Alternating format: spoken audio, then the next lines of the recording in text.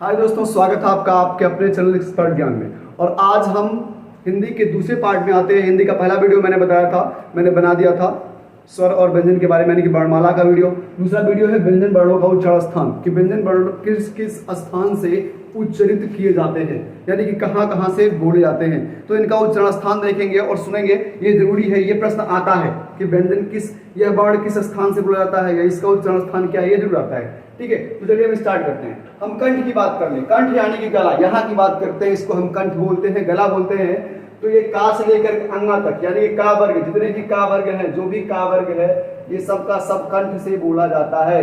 क ख ग घ अंग, देखिए यहाँ से उच्चारण होगा कंठ से। ठीक है, फिर तालव्य।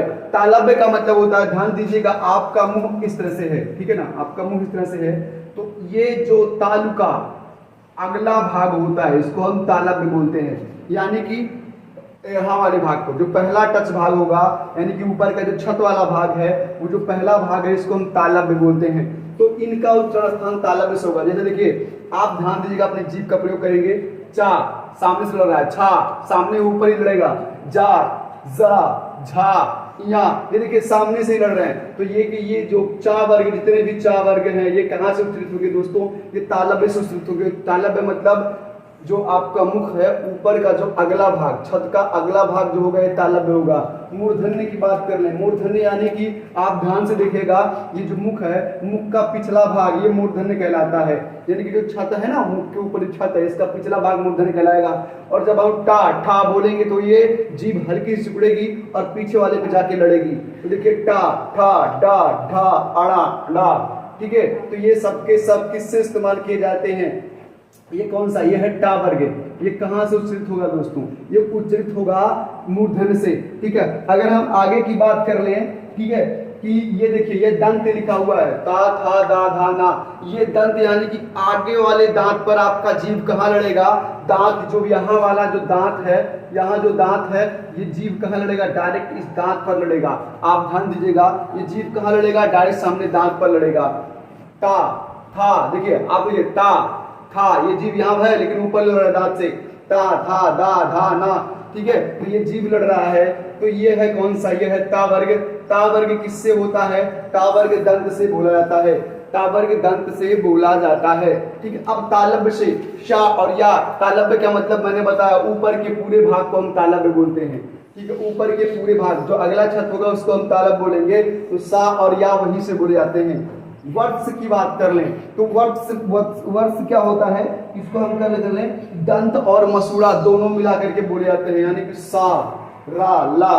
देखिए, रगड़ होता है दंत और मसूड़ों दोनों से होता है।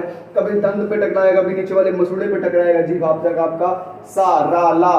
ठीक है, सा रा ला। देखिए यहाँ से। और एक चीज और है कि घर्षण भी हो रहा है। रा बोलने पर घर्षण हो रहा है, शा बोलने पर भी घर्षण और ला बोलने पर भी थोड़ा सा घर्षण होगा।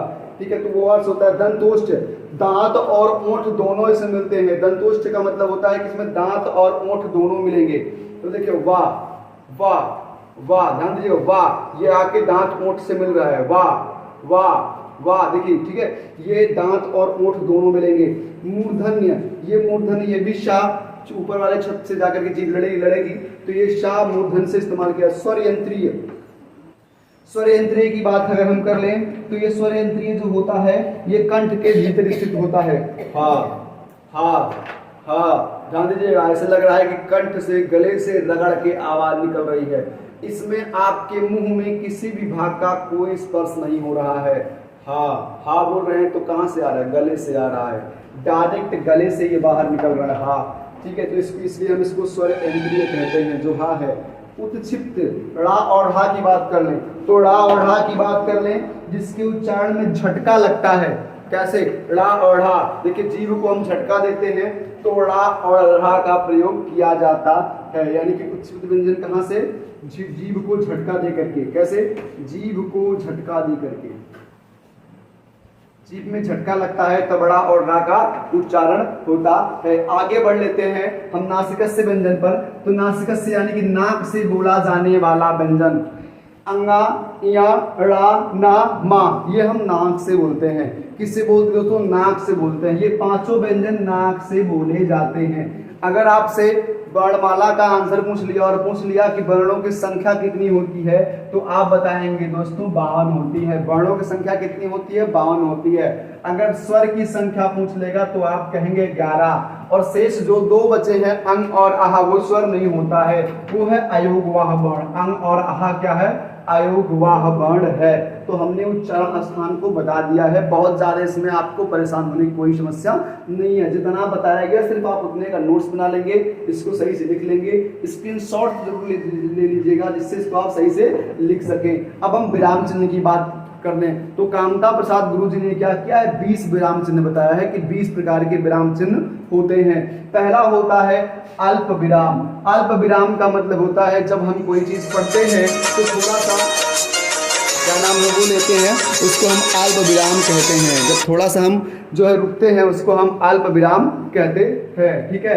अब अगर आगे की हम बात कर लें तो आगे आ जाएगा दोस्तों पूर्ण विराम। ठीक है। आगे आ जाएगा अर्ध विराम। ठीक है। अर्ध विराम का मतलब होता है यहाँ पर थोड़े समय के लिए हम रुकते हैं अर्ध विराम में। पूर्ण विराम की बात कर लें तो पूर्ण विराम के लिए यानी कि पूरी तरह से यहाँ पर रुकते हैं और फिर लाइन को आगे बढ़ाते हैं। प्रश्न चिन्ह का मतलब है जहां से प्रश्न किया जाता है, जहां से प्रश्न किया जाता है वो प्रश्न चिन्ह होता है। विस्मयादि का मतलब आपको बता दिया जाए, विस्मयादि का मतलब होता है आश्चर्यचकित होना, बहुत ज्यादा खुश हो जाना या कुछ भय लेना, यह आश्चर्यचकित ही विस्मयादि हो गया। निर्देशक का मतलब क्या है? निर्देशक देखिए, निर्देशक थोड़ा सा बड़ा होता है, इससे छोटा चिन्ह एक और होगा जो थोड़ा सा छोटा होगा वो कुछ और कहलाता है। निर्देशक का मतलब होता है यह निर्देश देता है।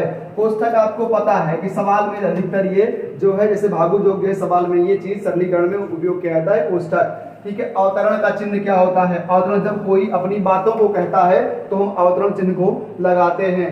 उपविराम क्या होता है? उपविराम इस तरह से होता है कि अब यहाँ से हम फिर आगे कुछ लिखेंगे या कहेंगे।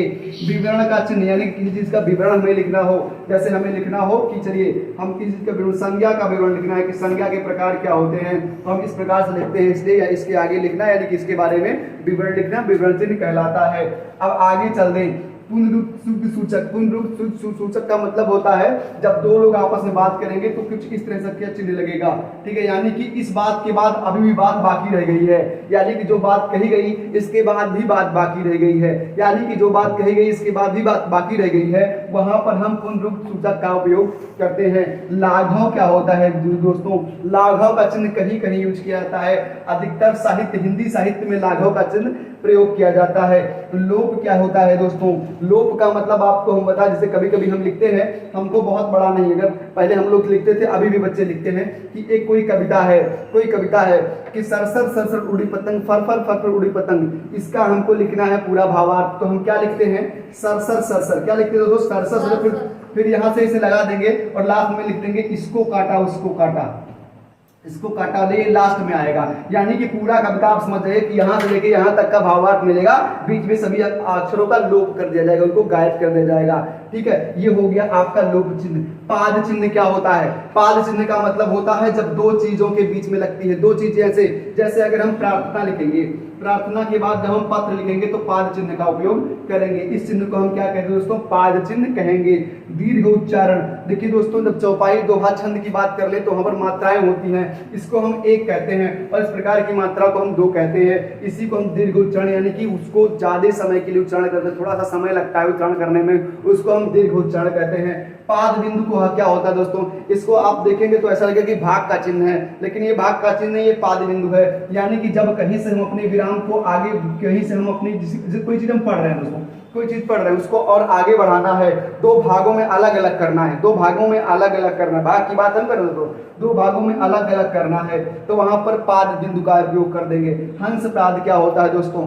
हंस पाद क्या होता है? हिंदी साहित्य में ज्यादातर हंस पाद का उपयोग होता है जब कहीं बहुत बड़े बड़े शब्द आ जाते हैं तो वहां हंस पाद का यूज किया जाता है। टीका सूचक क्या होता है दोस्तों? टीका सूचक का मतलब होता है किसी चीज, जैसे हम हेडिंग डालते हैं, अपना हेडिंग लिखते हैं तो कुछ इस प्रकार के चिन्ह बना देते हैं जिससे उस हेडिंग को और हाईलाइट किया जाए, उसको हम टीका सूचक बोलते हैं। तुल्यता सूचक, तुल्यता का देखिए, तुल्यता यानी कि तुलना करना कि वो दोनों लोग बराबर है कि नहीं बराबर, अगर बराबर है तो हम तुल्यता सूचक यानी कि बराबर का चिन्ह लगा देते हैं दोस्तों। बराबर कहना हिंदी नहीं है, उसको हम हिंदी में तुल्यता सूचक ही कहेंगे। ठीक है। समाप्ति सूचक, समाप्ति सूचक का मतलब अब हमारा जो है लास्ट में लाइन खत्म हो रहा है। जैसे हमने कोई 2 3 4 दोहा चौपाई लिख दिया, ठीक है, और लास्ट में हम इस प्रकार का चिन्ह बना देते हैं, यानी कि चौपाई यहाँ पर खत्म हो गया, ठीक है। ये समाप्ति सूचक हो जाएगा, ठीक है। मिलते हैं कल वाले वीडियो में, शब्द के बारे में बनाएंगे वीडियो, शब्द को एक ही वीडियो में पूरा शब्द में समझाऊंगा। रूढ़ क्या होता है, योग गुण क्या होता है, संकर क्या, संकर शब्द क्या है, जितने भी शब्द आते हैं, तत्सम तद्भव, सार्थक निरर्थक, विकारी अविकारी, सारे शब्दों को हम आपको बता करके ही जाएंगे, ठीक है। तो मिलते हैं अगले वीडियो में। अगर वीडियो अच्छा लगा हो लाइक सब्सक्राइब और कमेंट जरूर कीजिएगा। थोड़ा दोस्तों मैं फास्ट इसलिए पढ़ाता हूँ क्योंकि मेरे पास टाइम नहीं रहता है, ठीक है। तो समय के अभाव के कारण इस वीडियो को मैं थोड़ा सा फास्ट पढ़ाता हूँ, और आप लोग थोड़ा सा बैक करके, थोड़ा सा कम करके, धीरे करके इस वीडियो को देखेंगे, पूरा समझ में आएगा, ठीक है। मिलते हैं अगले वीडियो में दोस्तों, धन्यवाद।